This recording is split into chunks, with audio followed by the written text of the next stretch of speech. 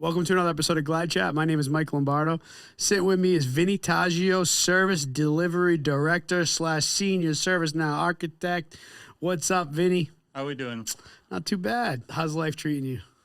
It's good. Same old stuff, different day. Adjusting to the new role, you know. You just got promoted, right? Yeah. It's interesting, you know. I like it. Yeah.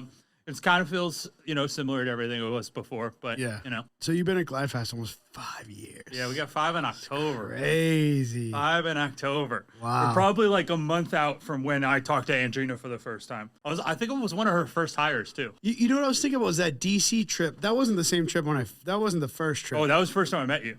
No. Oh yeah, that was like my 3rd week at GlideFast. And then were you with us when we went to that party, like right near the Capitol? Oh yeah. We crashed the party, right? It wasn't. We weren't invited. I was so new. I didn't even have a Slack picture. I walked up and I was like, "Hi, Andrina," and she's like, "Yeah, who are you?" Hi. Yeah. Wow, that's crazy. Yeah. 5 years, man. We've come such a long way. I know. Thank you for all you've done. I'm employee 54. If that gives you that's my little number. You've seen it all. Yes. I mean, we were over 100 by that. What was it? March, April, May, whatever that knowledge was after that. That's like one of those photos out there. So that was 2018. And so, were you there for the Vegas? Not the basketball court one. Were you there for the Villa? Oh no. The basketball court one was my first one. That was awesome. Yeah, I heard they're both good, and I heard they both had the same problem: is that the party ends up being bigger than the planned space. Well, the planned space was bigger each time. It got bigger, but the 2018 one was hilarious because the cops came. I just remember from the next year was the basketball one, and some of the people are getting there early, right? Everybody's in their suits and their dress shoes. There's a couple guys trying to play basketball that maybe shouldn't have been playing basketball. Didn't go so well. What a party that! Do you remember at the end we're all like, we had that kumbaya moment? Yeah. That was cool. That was good. I met Ethan at that knowledge actually. Yeah. Me, him, and Brian McGonigal were like our little trio that whole week because I hadn't been around that long, and they were like a month in at that point, right? They had just gotten hired. Those Vegas and we know we had the COVID blip where we missed them, but those were just like such. I mean, that's what made us that really strengthened our bond, I think it still does. I had a long talk with Anthony about it. It's the same thing. You're not going to get everybody to really buy into that kind of stuff, but the people who do, that's always what you want, right? People, you're never gonna. If you're not, if it's not for you, it's not for you. That's fine, right? But even, I mean, obviously, like some people like to go to bars. We have a group that plays board games. Whatever it is, I think it's more the opportunity to meet your coworkers. Exactly. You don't realize to get to know their coworkers are typically the ones that are gonna stay a long time, and they put forth good effort, right? Because they care. Yeah, right? Caring is everything. Yeah, it's proven. I mean, that's why I get, and you heard me on this team call. I was a little, not serious, but I was trying to communicate, guys, we had our best month ever in June, in every category, every single category. And I think I caught part of this. Yeah. And it's and I sent the video out too, right after I found out, because I couldn't wait till the team call. But as is tradition. Yes. I'm not going to keep it secrets or waiting or anything. But it's so important because it proves that the largest investment we make is worth it. And that's in ourselves. And that's what I think is just been so different about GlideFast. And it's the mentality that I've had since day one. Because, listen, before starting GlideFast, I was a customer. I worked for other partners. I know you worked for other partners. And I saw just the gross, lack of respect or investment into their team members. And I couldn't understand it. This is what makes you valuable. You don't exist without your team. How could you not invest in them? And I know you and I have talked about this a few times, over the years. Yeah. And I think the only thing I come up with is that was never really a thing. And so some companies just do it because that's the way it's always been done. It's always, you didn't have to. But it's once you see, you're like, hey, I can not hate everything about my work environment and stuff, and it's not really any extra effort, right? You almost have to go out of your way to be like, hey, nobody's allowed to have fun here. Don't you can only be referred to as number 672. No names. I know. I don't know. It's not just hard a natural to just thing. I'm just a caring person. I'm just, for better or worse, I wear my heart on my sleeve. I'm too honest. My wife will tell you. Just ask her. I'm too honest. I'm too open book.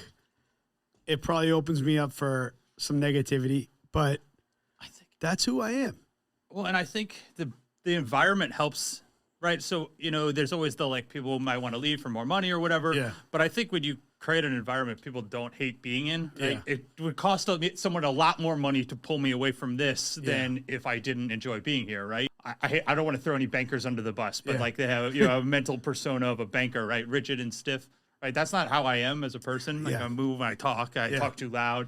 I don't have to like fake put on this like ultra professional like all day. Yeah. Because that's exhausting. It is. It's mentally draining. Not having to do stuff like that. But like what makes GlideFast special? There's a lot of partners out there, and it can't just be like the fact that we have fun, because fun's not everything, right? Well, I think I even maybe said for this you in it my is. Jake thing. Maybe for you it is. No, I mean I think it's more the freedom, which makes it fun, right? Yeah. For me, and I assume pending who you ask, you might get a different answer, right? Because I've been around, I guess, here for a lot longer, so I might take a little more liberties than maybe I should or the average person does. But I always thought it was cool that like if something bothered me, I could just try to change it. Yeah. And that's the key. And my like. I'm an opinionated person, and I'm not, I'm going to say it even if I probably should hold my tongue. Yeah, but that's what makes it.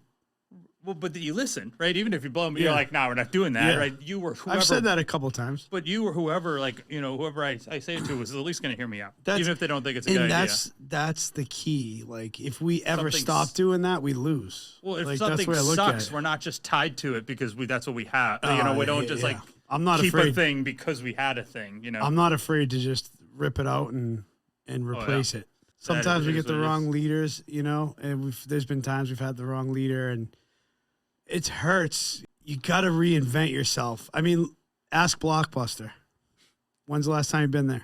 You know what I mean? Netflix tried to sell to them, and they told Netflix to pound sand. I know, and it was for like $100 million or something stupid. Oh, the irony. And, I know. That's why I put "Innovate or Die." Oh, I remember those stickers. I still think they're cool. I mean, on a 10 feet wide sticker. You know what I mean? And I saw it every single day because grow or you decay. Those are the only two choices. My dad always told me, if you're not growing, you're shrinking.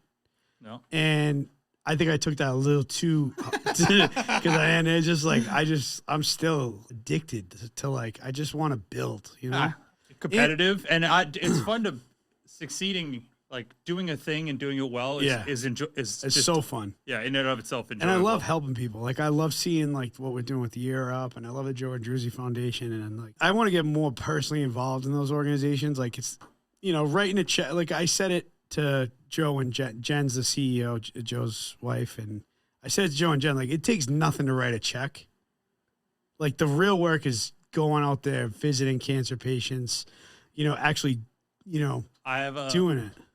So obviously a much lesser extent than what you do, but I have a friend who's a teacher, and she teaches some underprivileged kids. And every semester I write her a little check because I found out she does this like pizza party and like thing and takes the kids out and helps them. Why don't we support that? Let me know. And so I just write her a check and I just cover it. She's like, you don't have to do that. No. It's like a couple $100. You should go speak to the kids.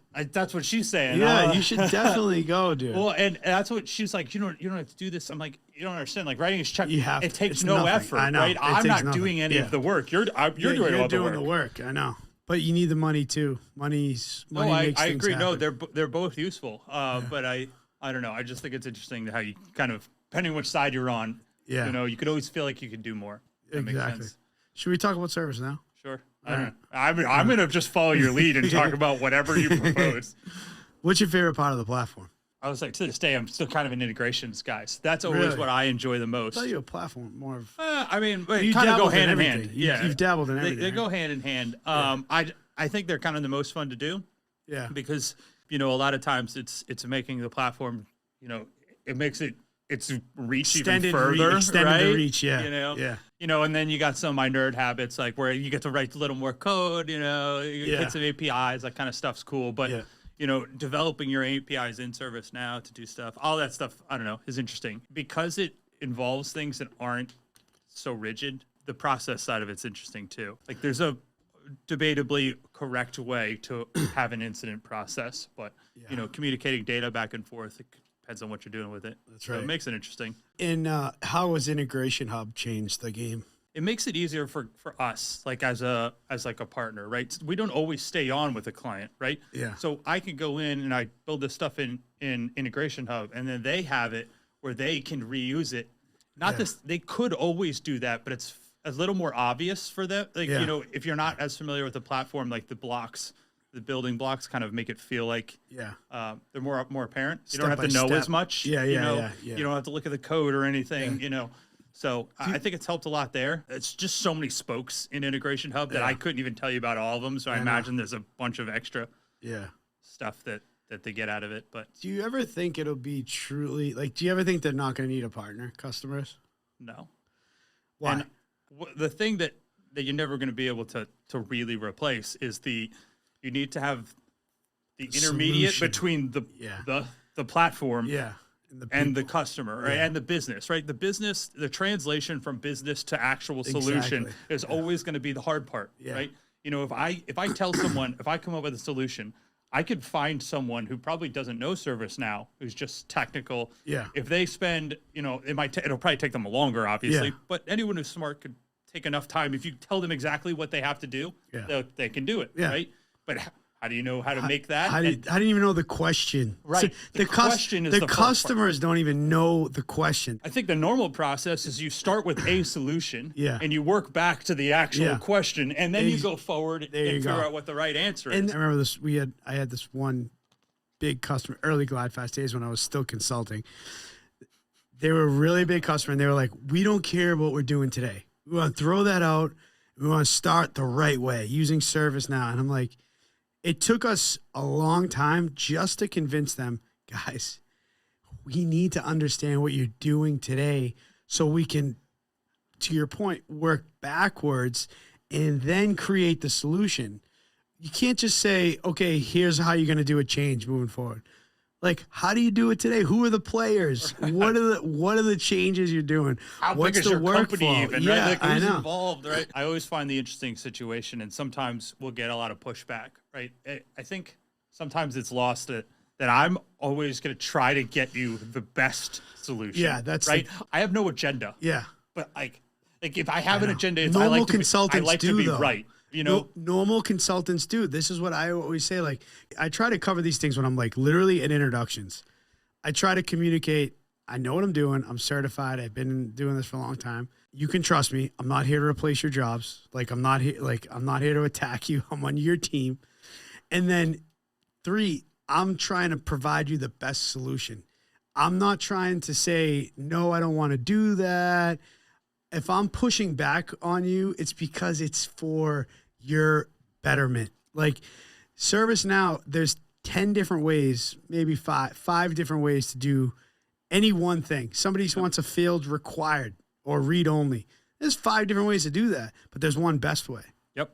You know, and that's I think another challenge with ServiceNow is like, there's a lot of ways to do a lot of things. And you know what's the funniest part of this is that doing it the right way is almost always cheaper.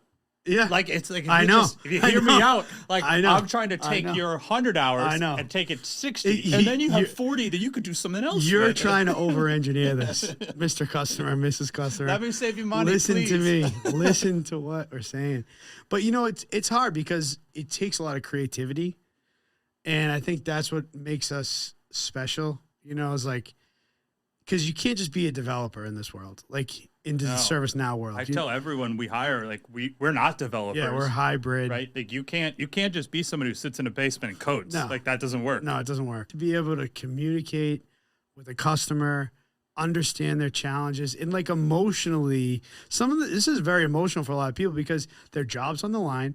They're getting this new technology that they have no idea about. They think it's replacing jobs. They're worried that they don't know what they're talking about. Well, and now that the platform's so big, you have a lot of voices in that room. There's a lot of cooks in that kitchen, right? You know, this team really wants this. This other team wants this other thing. There's the same pool of budget. You know, some people want to do it the way they used to do it. Right? They don't want to change. You know, the next team doesn't want anything. You know, and you have to make everything merge together. And you know, what's the best thing we can come out for you guys? You know?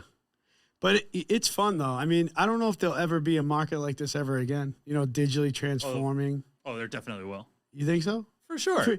But all these I don't know what it'll be, but something will transform the world again, right? Technology doesn't stop. It doesn't stop, but I guess not. I guess you're right. It, but something will, I guess for sure. I guess you're right. You know? It's just like a lot of these companies are on like technology that's like 20 years old, but I guess 20 years from now, it'll be, yeah, that's right. They're going to replace ServiceNow with ServiceNow. I mean, how many times have we gotten a client would go in there and we're like, okay, they want to stand up portal, and we go and they have some like homegrown HTML, like, you know. But think of all the versions of portal that they've gone through. CMS. Oh, the CMS. Portal. I don't miss Jelly. I'm sorry, ServiceNow. I don't miss it at all. We were just talking about Jelly. I mean, it's still there. Oh, yeah. It's still there. It rears its head. There's no reason to turn it off. Yeah, right? no, you know, it's something there. still uses. I mean, UI pages. Stuff, yeah. UI macros, yeah. Me and Tyler were talking about it on our car ride here. It was like, there are still some things that I've done 1,000 times that I have to Google the syntax because I don't remember what it is. I know. Isn't that funny? We were just talking about that. Like, even like finding a piece of script that does something completely different. It's like, oh, I know it has this one little part of it that I know I need over here. And I just, that's the fun part of it. Oh, the problem solving is always going to be like solving a problem. I don't know. So what did you do before ServiceNow World? I didn't. I mean, I was just I went from college into... You didn't exist? I was in college. Born day one, baby. I was a bartender in college. Since day one. What was your favorite drink to make? My favorite one. What's your favorite to drink and to make? To drink? The bar I worked in, obviously College Town. Yeah. We didn't have draft beer. Yeah. The place was too small to have room for kegs, take up a lot of space. Wow. So our thing was like shooters. And so I used to be able to make a bunch of different mixed drinks, right? Shooters and stuff. But if you ask me what I drink, I go to the bar and I get bourbon on the rocks. So it's like I know what's in a lot of these drinks, and I'm like, I want the one with one ingredient. Yeah, that's smart. It's just what I like. I don't know. So you know what my famous drink is? You used to be a martini guy. No, I was a bartender, bro. You didn't know this? No, I didn't. I was bartending 2 different bars while I was learning ServiceNow. Nice. Yeah. I used to love making this drink, Lombardo iced coffee. My friends called it. Is that an espresso martini, essentially? Basically. Kahlua, Bailey's. Makes sense. Chocolate liqueur, shot of espresso or shot of coffee, and rum chata. You ever have rum chata? Yeah. Dude, I worked at a bar. Come on, man. You don't think I'm trying everything at a college bar? They have rum chata. We were a sushi restaurant during the day. So we were like, so I don't want to call us up class because Clemson, South Carolina, I wouldn't say it's up. It wasn't up class, but relative to our peers, right? Yes, yeah. You know, the last time I was up here was about 2 years ago. We went into some bar, and that was actually the last time I had an espresso martini. I think it was before karaoke. I love that. There's like nothing I love more than going with a crew of GlideFast people into a bar. Like I love that. I miss it. Like now it's coming back.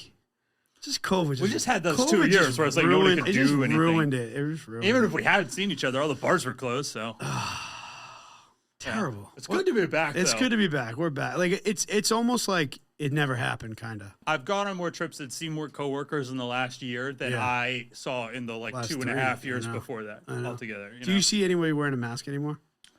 Here or there. Rarely. Very, very rarely. I like to believe that now we've adopted this culture like Japan, where it's like if you're sick, you put on a mask for everyone else. No way. I doubt that's what it is, but that's what I like to think of. Yeah, no, nobody's doing that. If they're sick, they're like, people like want other people to be sick. I wouldn't bet on it, but it makes me feel good to think that. I'm like, they're probably doing their part to help other people. I know. All right.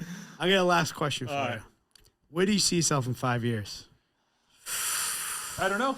Here, preferably, but I don't think I'm old enough to plateau in my career. Yeah. I think it's too early to throw in the towel. So I still have some ambition. But what it looks like, I'm not sure yet, right? Yeah. You know, if you had asked me 5 years ago, would I have said director? No, because we didn't have APP. You know, like a company was different, right? I don't know. Hopefully somewhere here, but higher up. I don't know. Okay, good. What do you want GlideFast to be? I would like to be at the billion mark. I think it's gonna be probably hard in 5 years. I don't know what the numbers look like. That's the goal. 5 Is years. it 5? Yeah. But I'd like to at the very least be.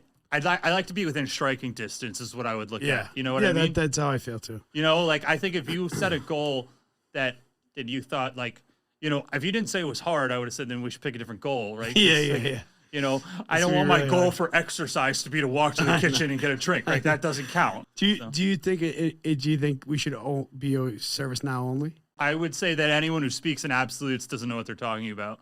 Wow. So I don't know. Maybe but maybe not, right? If an opportunity presents itself that is a good idea, like we'd be foolish not to take it. I think we have enough of our ServiceNow market that we could try other things. I think going with a competitor might be a little like, I wouldn't necessarily don't think I'd want to do anything that competed with ServiceNow. Yeah. I know my old company had done something where they were working on multiple things that filled the same niche. But something like think of all the platforms. I talk about integrations earlier. Think about all the platforms I integrate with, right? Having someone who works over there and has some insight there, that knows both. That's what I was thinking. Or we internally can do the whole thing from both sides. You know, there's I could see value in that. Yeah.